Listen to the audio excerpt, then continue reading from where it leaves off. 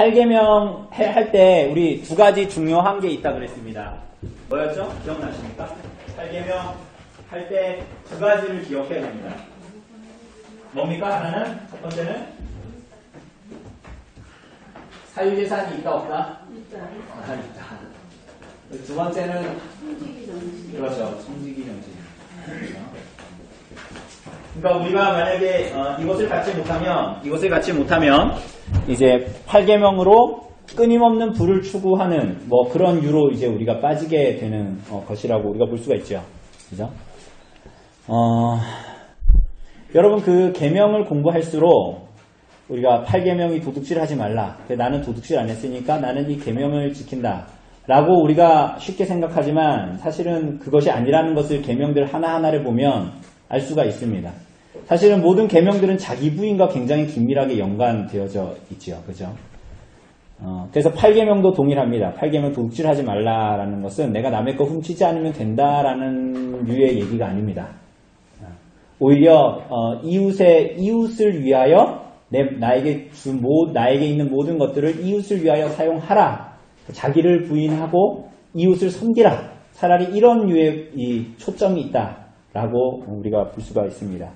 그래서 뭐 사도행전 4장에 나온 것처럼 그들이 자기의 재산을 자기 것이라고 주장하지 않았다라는 것은 그 초대교회의 그러한 특징들이 사유재산이 없다라는 것이 아니라 자기의 것을 가지고 형제와 이웃에게 나누고 그것이 굉장히 긴밀하게 나타나고 있었다라는 것을 우리들에게 말해주는 증거입니다. 그죠? 그러니까 그 사도행전 4장의 내용이 사유재산이 없다 이런 것들을 말하는 것이 기다 아니다? 아니다라는 것을 우리는 좀 기억해야 합니다.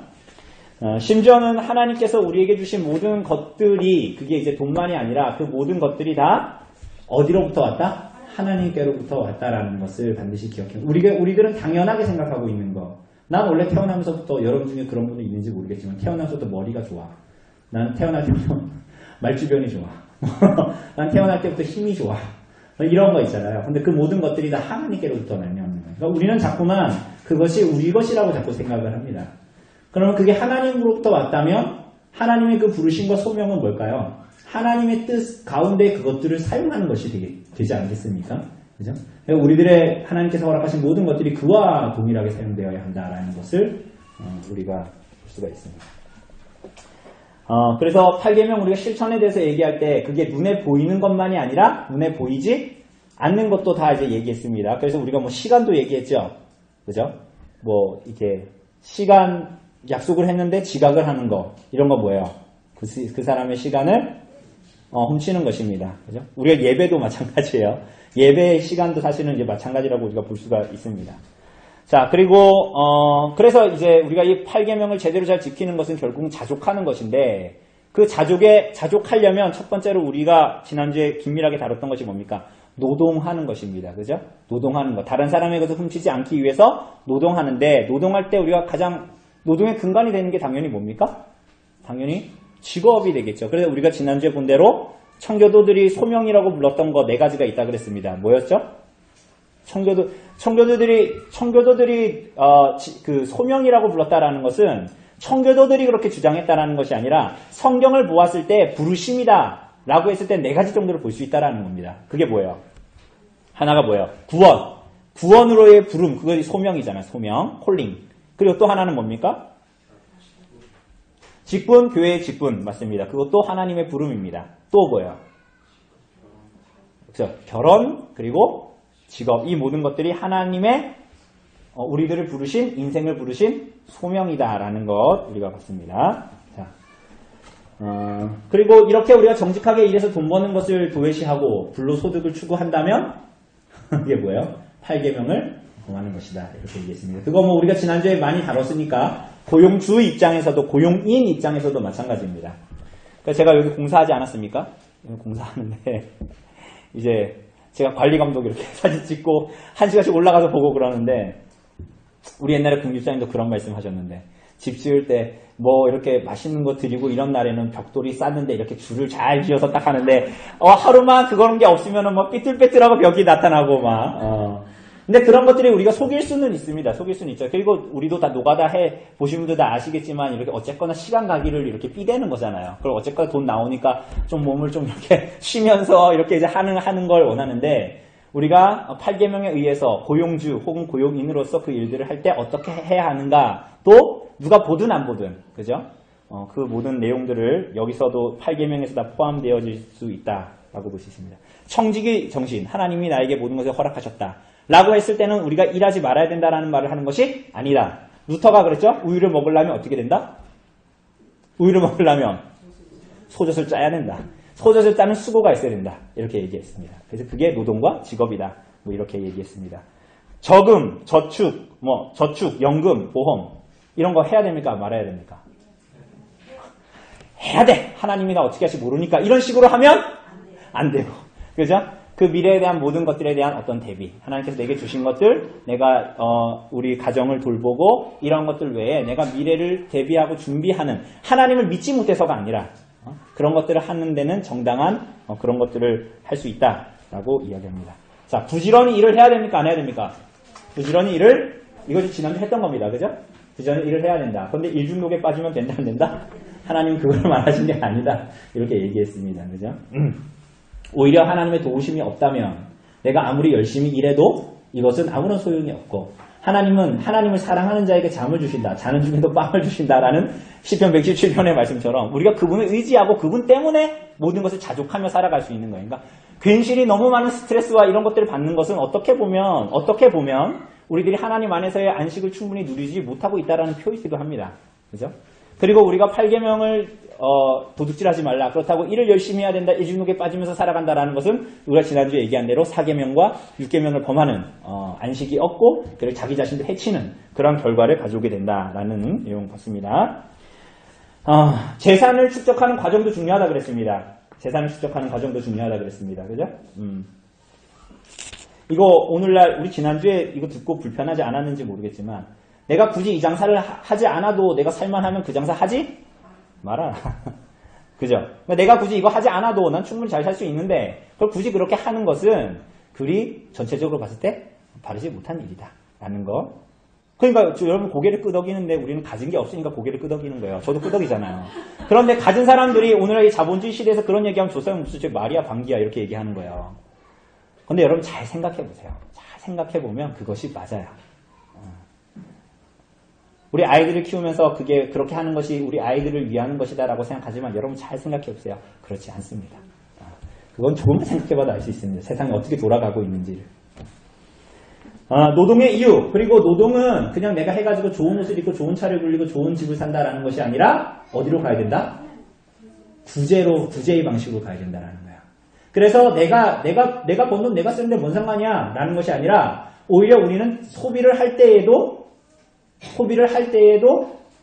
이건 내가 돈을 벌었으니까 내가 쓸 수 있는 돈이야. 라는 그 순간에도 무엇을 생각해야 되는 거예요?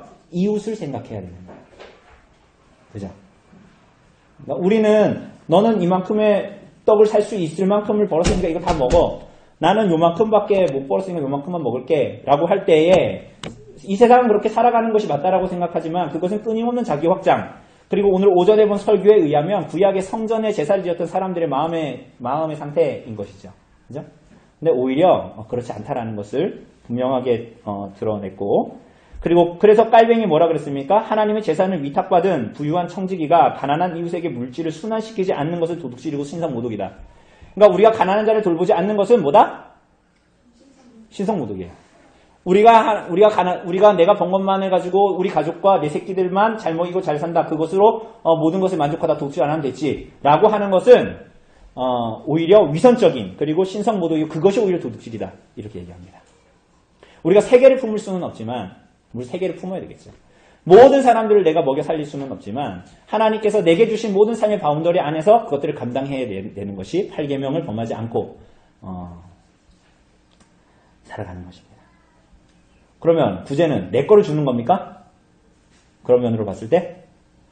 그럼 내 거를 주는 거면 이제 아까워서 못 주잖아요. 뭐예요? 내게 있는 것이다. 내가 열심히 일해서 이번 달에 200만원, 300만원 벌었으면 내가 이런 값이야. 라고 생각하기보다는 뭐예요? 이게 하나님부터 말미암은 것이고 하나님께서 내게 주신 모든 것으로 내가 본 것인데 이것들을 어떻게 소비해야 할지를 또 잘 생각할 수 있는 것이죠. 자, 그럼 구제를 하는 사람도 있으니까 당연히 구제를 받는 사람도 있어요, 없어요? 있습니다. 그러니까 하나님은 노동을 통해서 어떤 가난한 사람들을 일하고 벌고 먹게 하시지만 또 어떻게 구제를 통해서 밖에 필요를 채우시기도 하십니다. 그러니까 하나님은 때로는 우리가 봉헌 기도를 드릴 때에도 마찬가지죠. 하나님께서 모든 사람들의 필요를 부족한 것들을 채워주시 영육간에. 여러분 그렇게 믿습니까? 안 믿어요. 믿잖아요. 근데 그분이 정말 참된 성전으로서 우리를 부르셨다라는 것은 뭡니까? 우리가 서로의 필요에 반응해야 되는 것입니다. 제 말이 뭔지 이해되시죠? 우리 성도님들 막 누구 아프면은 뭐 누가 시키지 않아도 막 뭐 해주고 죽도 해주고 뭐 막 하잖아요. 그러니까 서로의 필요에 민감하게 되는 것입니다. 서로의 필요를 채워주고 하나님이 채워주시지만 하나님은 동시에 우리들의 모든 손을 통해서 그것들을 서로 채워주기를 원하시는 것입니다. 그렇게 됐을 때 어떻게 되는 거야? 그리스도로 말미암는 참된 성전으로 교회가 세워져 가는 것, 무화과의 열매를 맺게 되는 것. 너희가 서로 사랑하면 세상이 너희가 내 제자인 줄 알리라라는 주님의 말씀에 응하는 방법입니다. 그것들이. 그죠? 그것들이 이제 8계명이다라는 거 우리가 볼 수 있고, 우리가 자족해야 된다라고 해서 너는 가난하니까 너는 원래 흙수저니까 흙수저로 살아, 나는 금수저니 금수저로 살게, 이게 아니다 그랬습니다. 그죠? 자족하며 살지만 그 모든 책임들이 누구에게 주어져 있다? 성도와 교회들에게 주어져 있다. 무슨? 그 사람들을 돌보는. 그죠? 그래서 어떤 면으로는 구제 받을 때에도 어떤 걸 해야 돼요? 우리는 대부분 이렇잖아요. 구제하는 사람은. 우리 이엘이 수술할 때도 오뚜기에서 굉장히 많은 지원을 받았는데, 이렇게 우리는 흔히 줄 때는 주는 사람은 어떻게 해요? 받는 사람은 어떻게 합니까? 그렇게 하잖아요. 그죠? 근데 이제 사실은 성경에서 말하는 구제의 원리는 사실은 그런 것이 아닙니다. 주는 사람도 하나님의 것을 전하는 것이고, 받는 사람도 물론 고맙지만 누구예요? 누구로부터 받는다고 생각해야 되는 거예요? 하나님으로부터 받는다고 생각해야 되는 거예요. 구제를 받는다고 해서 비굴해질 필요는 없습니다. 자, 그리고 이어서 뭐 바른 물질 사용에 대한, 물질 소비에 대한 바른만요.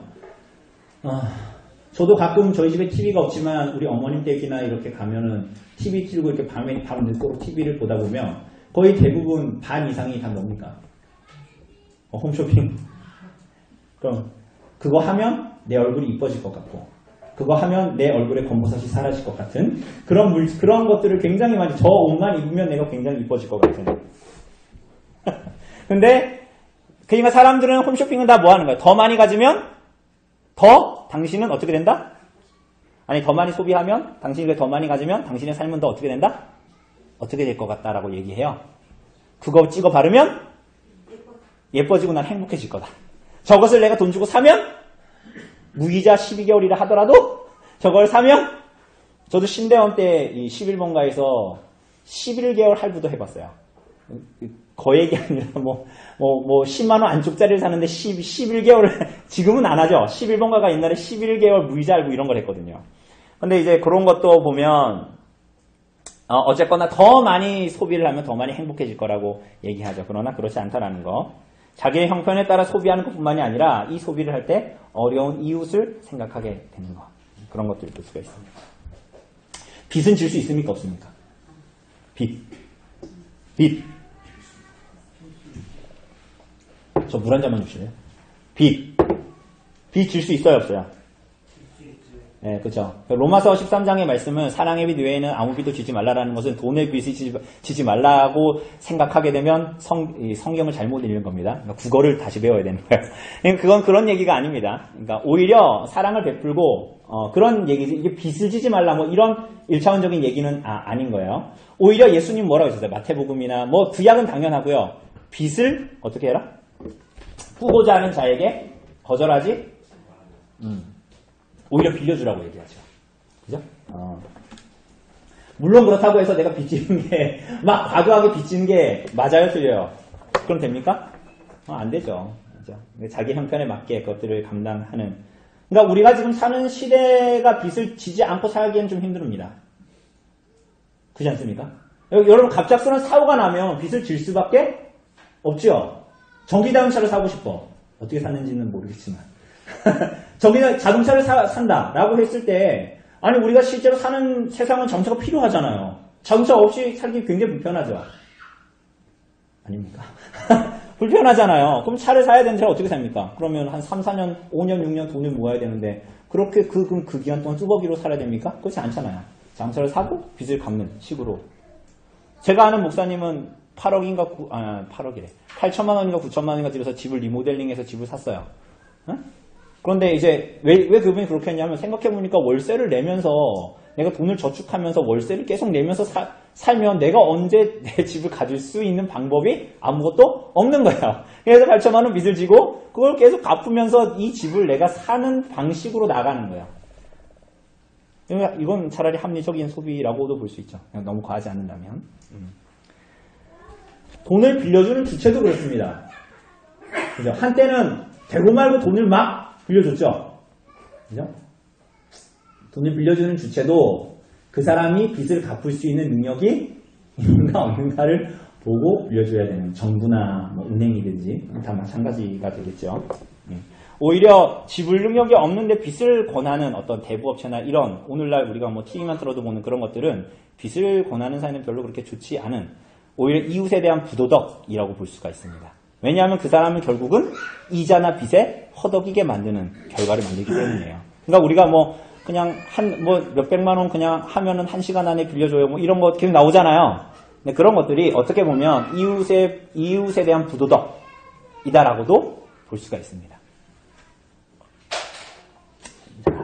우리가 지난주에는 우리가 함무라비 법전하고도 비교해서 봤습니다. 그죠? 함무라비 법전이나 이런 고대 근동 아시아의 법전들은 오히려 사람들이 빚을 내고 그거 못 갚으면 막 죽여라 막 이렇게 해버립니다. 그런데 성경은 그렇다고요? 그렇지 않다고요?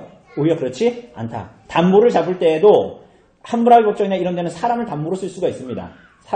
사람을 담보로 쓰는 거야. 그런데 성경은 사람을 담보로 쓰지 못할 뿐만이 아니라 그 집에 어떤 물건을 담보로 잡을 때도 집에 쳐들어가서 또 약간 딱지를 붙이는 식으로 할 수 없다. 그 사람이 자기가 집에 들어가서 자기가 원하는 담보물을 갖고 나왔을 때 그리고 그 사람은 빚을 주는 사람은 담보물을 받아야 되는 사람은 오히려 집 밖에서 기다려야 되는 거예요. 인간의 존엄성을 굉장히 잘 드러내는 것입니다. 그게 바로 하나님의 이 계명의 정신이에요. 그래서 오히려 함무라비 법전이나 이런 것들은 오히려 유괴를 했을 때 사람을 유괴했을 때 자유인일 때 자유인의 뭐 아이를 납치했다. 종이 아닌. 그랬을 때는 강력하게 처벌을 하지만 나머지는 별로 신경을 안 썼습니다. 그죠? 근데 성경은 뭐라 그래요? 성경은 뭐라 그래요? 오히려 이웃을 보호하려는 성격이 훨씬 더 강하다 그랬죠? 다른 사람을 도둑질하여 종으로 팔거나 자기 종으로 삼으면 어떻게 됩니까? 출애굽기 21장에 나온 대로 그 사람 무조건 사형입니다. 사형. 그런 내용들 가지고 있습니다. 그래서 10계명이 1차적으로 지켜지는 곳은 결국은 우리가 모든 계명이 중점적으로 다 예배로 초점이 맞춰지지만 이 8계명이 중점적으로 지켜지는 1차적인 장소는 예배의 장소입니다. 그렇죠? 우리가 하나님께 봉헌을 하고 헌금을 하는 그 헌상을 하는 그 모든 것들이 다 어떤 우리가 얘기했던 성경의 정신을 고백하는 거야. 우리가 누리는 모든 것들이 누구로부터 왔다? 하나님께로부터 왔다. 그것을 우리가 고백하는 것이 바로 봉헌입니다. 헌상입니다. 그랬을 때 우리는 뭐예요? 우리들의 삶의 모든 것을 하나님을 사랑하고 이웃을 사랑하는 것으로 사용하기를 원합니다. 라는 고백을 동시에 하는 것이다. 그게 바로 8계명의 정신이다. 라는 것을 우리가 볼 수가 있습니다. 자, 요 내용까지가 이제 8계명에 대한 내용입니다. 요 내용들을 가지고 제가 그 나눠드린 종이 있지 않습니까? 거기서 좀 같이 나눠주시면 좋을 것 같습니다. 종이 나눔을 구체적으로 하시면 좋아요. 그러니까 가정에서, 교회에서, 뭐 집에서 개인적으로, 직장에서든지, 이웃과의 관계에서든지 좀 나눌 때에 우리가 그냥 두루뭉실한 얘기, 그냥 나하고 별 상관없는 얘기, 그런 얘기 나누지 마시고, 실제적으로 이 8계명을 공부했을 때, 공부하고 강의를 듣고 했을 때, 이게 나와 무슨 상관이 있는 그 초점들을, 이야기하고 나누고, 그렇게 답을 찾아가는 방식으로 하는 것이 우리들에게 유익할 것입니다. 네, 그렇게 나눠주시면 감사하겠습니다. 나누고 우리 뭐 3시에 모여서 같이 끝내는 걸로 그렇게 하도록 하죠. 네. 예, 또 나눠주세요.